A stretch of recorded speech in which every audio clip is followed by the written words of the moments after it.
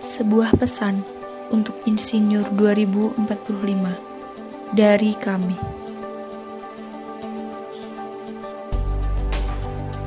Seorang engineer yang bijak dapat membuat kebijakan dengan menggunakan alat yang mempunyai daya yang tidak terlalu besar, namun memiliki fungsi dan kualitas yang sama dengan alat lain yang memiliki daya yang jauh lebih besar. Hal tersebut dapat dilakukan seorang engineer dengan melakukan kemampuan sintesa yang dimiliki oleh memodifikasi alat atau mesin yang digunakan pada proses produksi, sehingga daya yang dibutuhkan tidak terlalu besar dan secara tidak langsung dapat menghemat energi listrik. Seorang engineer harus memiliki visi yang berorientasikan pada penghematan energi listrik dengan cara membuat peraturan kepada pekerja untuk senantiasa menggunakan energi listrik seperlunya dan tidak menghidupkan alat-alat elektronik jika tidak diperlukan. Sebagian besar proses yang terjadi pada pabrik atau industri membuahkan panas atau membutuhkan panas untuk menghasilkan suatu panas tertentu yang disebut dengan bahan bakar. Agar bahan bakar yang digunakan tidak terlalu besar, maka seorang engineer harus bekerja dengan efisiensi tinggi dan dengan prosedur yang benar. Pada saat produksi, seorang engineer harus memikirkan proses produksi yang membutuhkan energi yang tidak terlalu besar.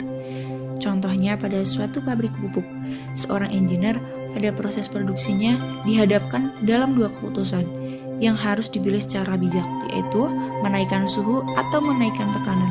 Seorang engineer yang bijak akan memilih menaikkan suhu sebagai keputusan, karena menaikkan suhu membutuhkan energi yang jauh lebih kecil dibandingkan menaikkan tekanan. Pada proses produksi suatu pabrik akan menghasilkan limbah yang harus diproses secara bijak. Seorang engineer akan berusaha untuk memanfaatkan limbah sebaik mungkin agar dapat dikonversi menjadi keuntungan. Contohnya, pada suatu pabrik amonia, pada proses produksinya akan menghasilkan produk CO2 sebagai limbah. Seorang engineer yang bijak tidak akan melakukan pengolahan limbah CO2 yang berpotensi menghasilkan polusi di lingkungan, sehingga CO2 tersebut dapat dimanfaatkan sebagai bahan baku pembuatan pupuk urea.